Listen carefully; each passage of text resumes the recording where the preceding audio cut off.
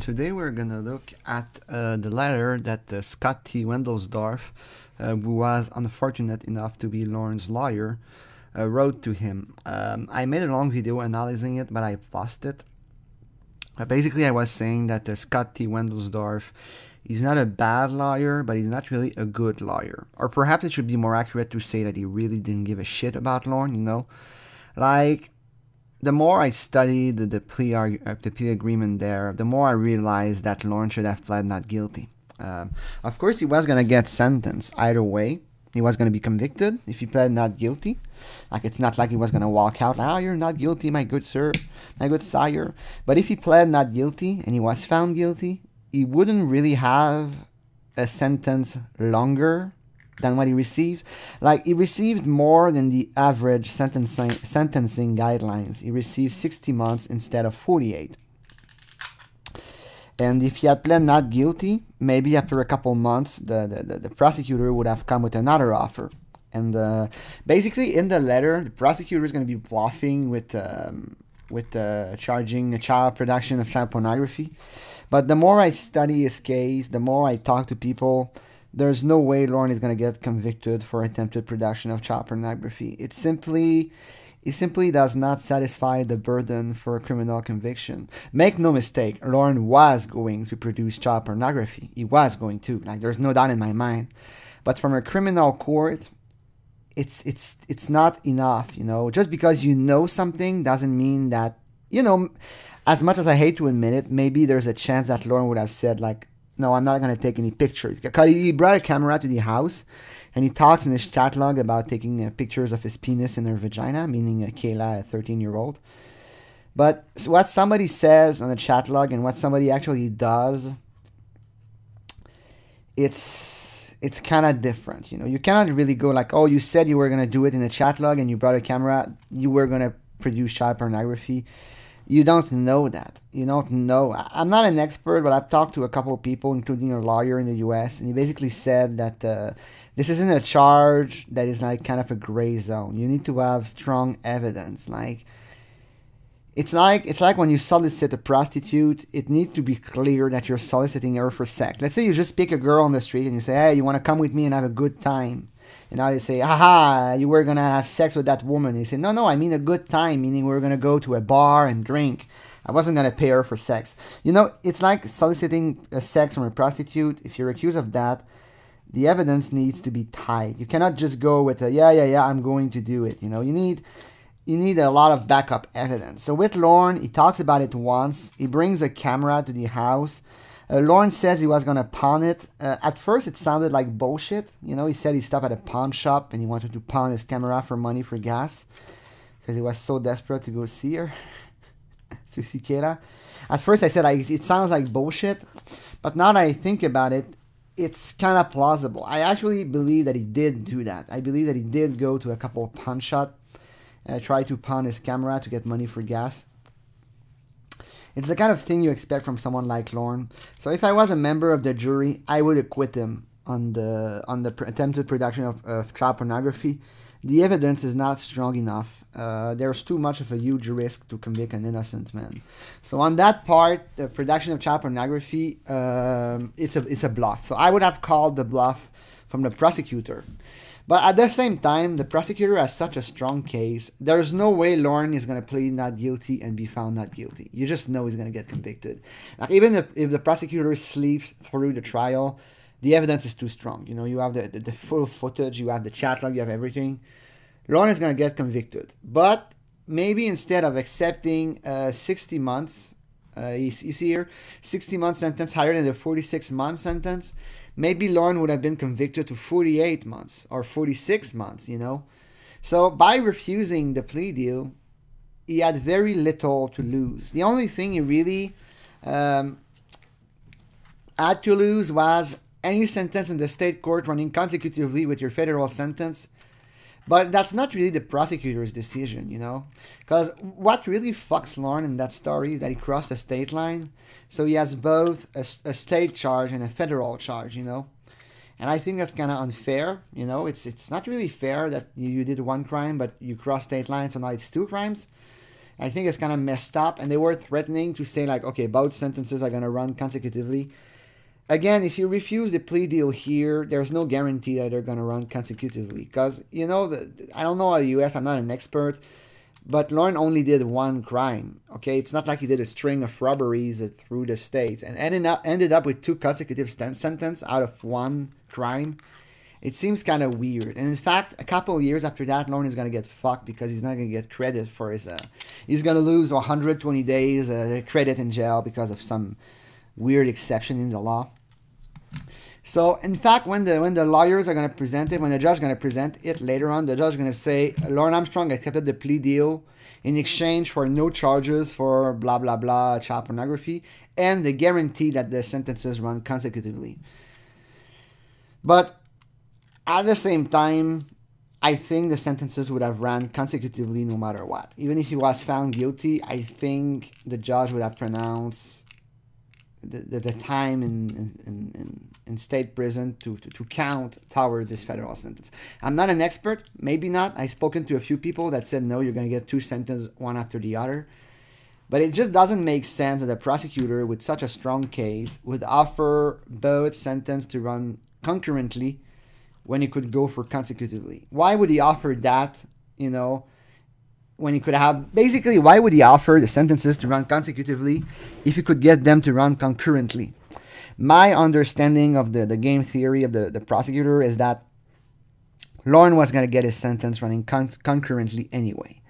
So by accepting the plea deal, Lorne is he's accepting to spend 14 months extra in jail for basically no trade-off from the prosecutor. You know, the prosecutor, in exchange for the plea deal, which basically means, Lorne, you plead guilty, you're going to jail, that's it. The prosecutor is simply not offering much. He's offering, I won't charge you with a charge that you're not going to get convicted of anyway. You know, the prosecutor says, if you accept the plea deal, I'm not going to charge you with attempted child pornography. But you're not going to get convicted of attempted production of child pornography anyway. So I'm really not offering much. It's like if the prosecutor says, Lorne, if you accept the plea deal, I won't charge you with murder. Yeah, but I haven't committed murder. You know, but if you accept the plea deal, you won't be charged with it. So it's a big bluff from the prosecutor. And the second offer from the prosecutor is the sentence to run consecutively. But let's face it, they were going to run consecutively anyway. It would be really unfair to run consecutively. Like, it makes little sense. Because it's not like Lorne did 2 crimes. He solicited a girl for sex and showed up to have sex with her. But now he's going to end up with 2 sentences for 1 crime. I think a good lawyer would get the sentence to run concurrently anyway. And I have to say this. If I was Lorne and you plead not guilty, you're going to be found guilty. But what if you're found guilty and you're sentenced to 46 months? Or maybe even less than that. Maybe you're going to get sentenced to 40 months in jail. So by refusing the plea deal, you don't have much to lose. If you refuse the plea deal, the risk is very low. And you might actually get away with it. Let's say you're super lucky and the case falls through for some reason. The prosecutor makes a mistake and now you walk away free. That could have happened, you know. So if you refuse the plea deal, you might get lucky. And even if you're not lucky, even if you refuse a plea deal and things go badly, you're not gonna serve much more than 46 months in prison anyway, and certainly not much more than 60 months in prison. So if you refuse, you have very little to lose and quite a fair bit to gain. If you accept, then you're fucked. You know, you're fucked. You know, you're done. It's over. And the other thing, the main reason that Lorne should have refused the plea deal is that if he refused the plea deal, he would have had much more room to appeal. I hate to admit it, but when he refused the plea deal, Lorne could have been appealing until the end of times, and his appeal would be taken more seriously, because when he accepts the plea deal, he agrees that he won't be pleading inefficient counsel. You know, inefficient. He won't be. If he accepts the plea deal, he won't be basically appealing based on the fact that his lawyers suck. He'll say ineffective assistance of counsel. That's what it is. By accepting a plea deal, you're pleading guilty. You can't really appeal. But if you plead not guilty and you are found guilty, you are so many ways to appeal your conviction. You may even appeal the sentence too, but You may appeal, for example, like the instructions to the jury were not clear, the jury was biased, the jury wasn't good, there were some evidence missing, the judge behavior was not okay. When you plead not guilty and you're convicted, you have so many ways to appeal. You have many, many ways to appeal it, basically. But when you plead guilty, you accept a plea deal, it's basically impossible to appeal. You pleaded guilty, so I want to go and appeal. Based on what? You accepted the plea deal. You pled guilty. And if you plead not guilty in your sentence, you can also appeal the sentence. You can do both. So you have a lot of stuff that you can do. You have at least, maybe Lorne could have spent 10 years appealing instead of being stuck with a plea deal that the plea deal basically says you cannot appeal for any reason. You cannot appeal for ineffective assistance of counsel.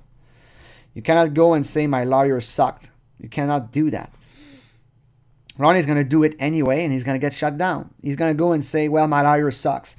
And the judge tell him, well, you accepted a plea deal saying that you weren't going to appeal because your lawyer sucked. So too bad for you. Your appeal is rejected. So this is one of the main reasons that he should have refused the plea deal.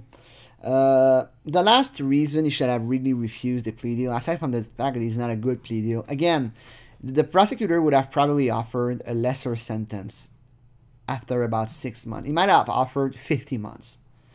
I was talking about Scott T. Wendelsdorf. People said he's a good lawyer, and I have to say that from what I've looked, from what I researched, he seems like a good lawyer. But he didn't go the extra mile for Lorne. In fact, he didn't do much for Lorne Armstrong. He didn't do much at all. He did the bare minimum. And I get you, man. Lorne is a child rapist. So I'm not blaming you for not devoting your life and going on a crusade for Lorne Armstrong. He's a child rapist. I wouldn't do it either. But I have a feeling when I read the plea deal here and the way that it's written, I have a feeling that Scott T. Wendelsdorf did not do much negotiation with the prosecutor. He didn't spend like a night talking with the prosecutor and arguing and debating and getting the best plea deal possible for Lorne Armstrong. I think he called the prosecutor and he says, okay, you guys want to solve that? I'm tired. I don't want to work on this case. Oh, sure. What are you offering? 60 months in jail. Sure, we'll take it. That's it. I think that's the most he did. And the letter here is very clearly a template, and he filled the blank. He filled the blanks. It's not, when I read the letter, it's not really a good letter. In fact, he kind of makes fun of Lorne a little bit. He kind of mocks him. For example, he says, attempted production of child pornography is a violation of blah, blah, blah, and carries a mandatory minimum sentence. Mandatory minimum of 15 years imprisonment without parole. That passage here, ouch. Mandatory minimum 15 years without parole. Boom. It's like a gunshot. And then here he kind of makes fun of Lorne because he was offering 60 months. And now he says, if you're convicted on that, you'll get 15 years without parole. Minimum. You might get more. You might get 20 years. And then he says, needless to say, if the government supersedes the indictment and convince a jury that this was your intention, your sentence would be significantly higher than the offered 16 months. Like, no shit, 16 months, 15 years. Oh, 15 years is higher. Oh. You can just feel that Scotty Wendelsdorf was laughing. He was laughing when he wrote that, like.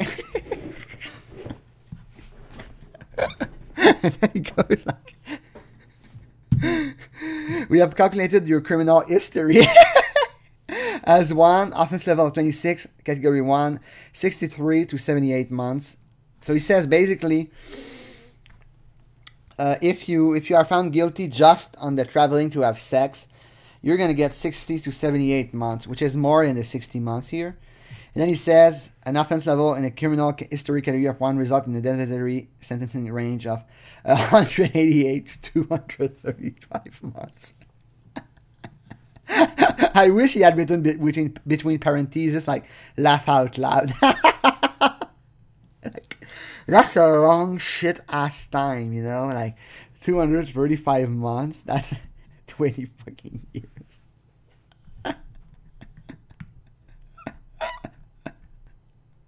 And then there's a deadline of March 26, and the letter was sent It was sent on March 20. So by the time it's received, March 20, 2006 was a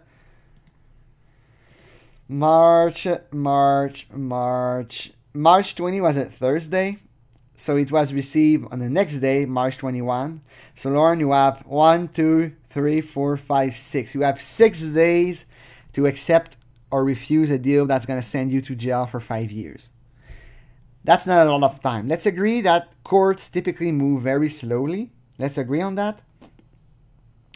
And basically it takes months and months for a single motion to be filed. So giving him 6 days, you have to think quickly. And I have a feeling that Lorne did not have a good weekend on the March 21, 2008.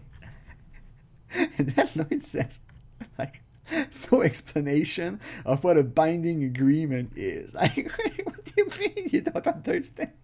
He says right here, like, the plea agreement would be binding on the judge. This means for any reason the judge does not accept, you can withdraw your plea of guilty. However, the judge really fails to accept a binding plea agreement. No explanation of what a binding agreement is. The judge, he just explained what it is. Like, one line before that, he says, this agreement requires that you waive your right to appeal. You see, that's what I mean. By signing the agreement, Lorne cannot appeal.